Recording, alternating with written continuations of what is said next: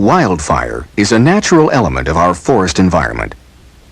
Historically, it has shaped and sustained the plant and animal communities that we depend on for our natural resources and outdoor recreation. Prior to intensive fire control efforts, natural fires burned regularly through many forest areas of British Columbia, keeping fuel buildups in check. Without these periodic natural burns, buildups of dead wood, brush, and other fuels have increased, making conditions favorable for high-intensity forest fires. Each year in BC, an average of 2,400 wildfires burn over nearly 99,000 hectares of forest and range land. Although the effect of controlled fire can be beneficial, these uncontrolled or wildfires can destroy homes and jobs, as well as threatening lives. With new houses and subdivisions appearing in many forested areas, the potential for the loss of expensive homes and recreational cottages from wildfires is increasing steadily. Not only are these forest homes potential victims of wildfire, they are also potential sources of wildfires. Fires start from many sources, including recreationists, industrial operations, and residents living in the forest. Although most human-caused fires could be prevented, people camping, working, and living in the forest areas are still responsible for nearly 53% of all forest fires. Regardless of whether the fire originates from natural sources, like lightning, or from a human source, once started, wildfires may escape initial attack efforts, even when trained, well-equipped fire crews are just minutes away.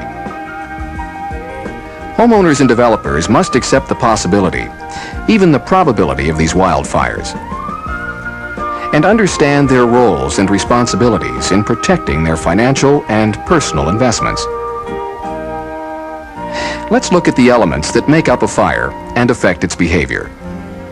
First, a fire can only ignite and burn if each of these elements are present. Remove any one, and a fire cannot exist. Second, the behavior of that fire depends on these three elements. Topography, that is the exposure, elevation, and slope, will influence fire hazard and fire behavior, with the hazard usually diminishing as the elevation increases.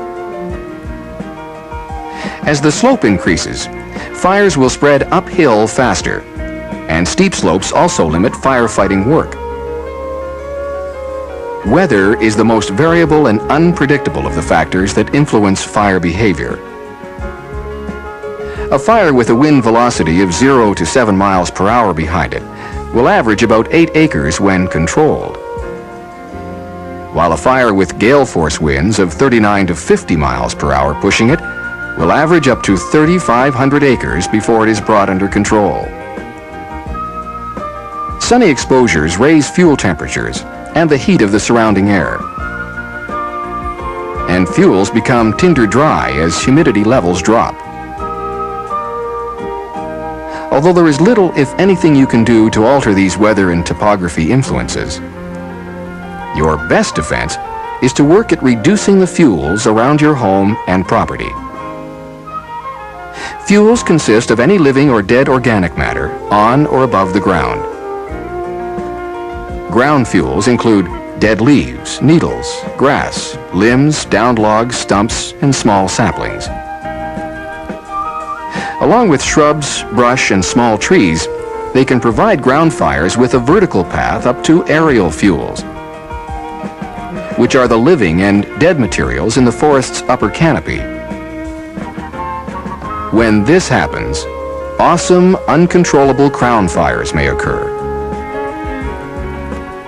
The continuity, amount, and compactness of fuels also determine the rate of wildfire spread and its resistance to being controlled. Broken or patchy fuels limit both the size and spread of a fire.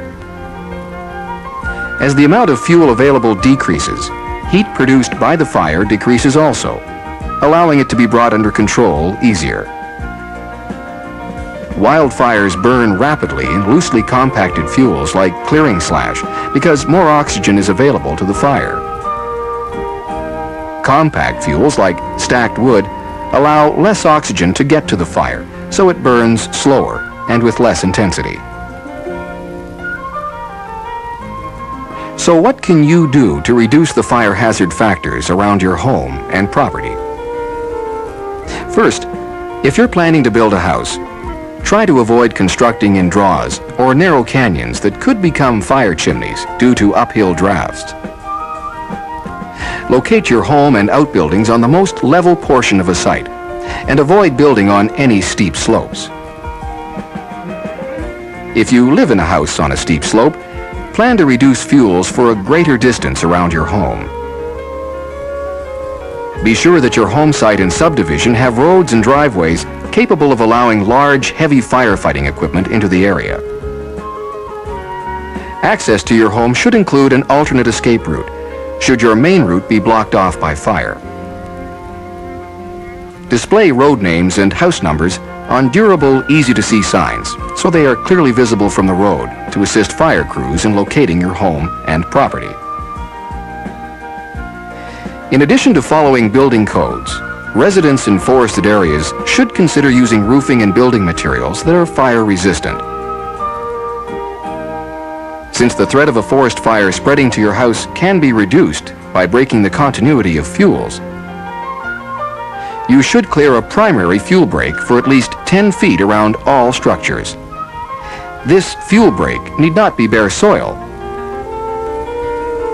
A well-tended lawn, rock garden, small shrubs, or well-spaced large trees with lower branches pruned off will remove the heavy fuels that are hard to control. Remove small trees, household debris, and ground fuels away from the immediate area of the structures. Thin trees adjacent to the buildings to a distance of 15 feet between tree crowns, and prune away dead or dying limbs, bark, and moss. Regularly remove leaves, needles, and moss from decks and roofs, and trim off any tree branches that start to hang over the house. Burn debris in approved ways, or dispose of it by chipping, burying, or hauling it away. Next, create a secondary fuel break, about 70 feet wide downslope from the house, and 35 feet wide on the other three sides. Grub out small trees, brush, and shrubs, and clear the area of any other heavy accumulated ground fuels. Stack firewood uphill and away from the house, and clear the immediate area around it of any flammable fuels. Your home should be stocked with basic firefighting equipment. In convenient locations, store a ladder tall enough to reach the roof, a long-handled round-pointed shovel, a rake and hoe, a water barrel or large pail, garden hose long enough to reach all structures, and an axe, handsaw, or chainsaw. As well as protecting yourself from wildfires, you also need to protect the forest from a fire that may originate in your home. You are responsible for carefully checking home fire hazards, including chimneys, electrical faults, and accumulations of rubbish, needles, dry grass, and brush that might cause a house fire to spread to the surrounding forest. Be sure to cover all outlets on outdoor cooking equipment with 1/4-inch mesh screen and use them in an area with a 5-foot fuel break all around. Burn household debris in the approved manner after getting any necessary burning permits. Create at least a 10-foot fuel break and use a 1/4-inch mesh screen over the barrel. Once you have inspected and taken the steps mentioned here, make a point of periodically checking to make sure you are still fire safe, especially during extreme fire hazard conditions. Being uninformed and unprepared is the most hazardous condition of all. Your forest home and property can be safeguarded from wildfire if you, your neighbors, and your local firefighting organization act before wildfire strikes.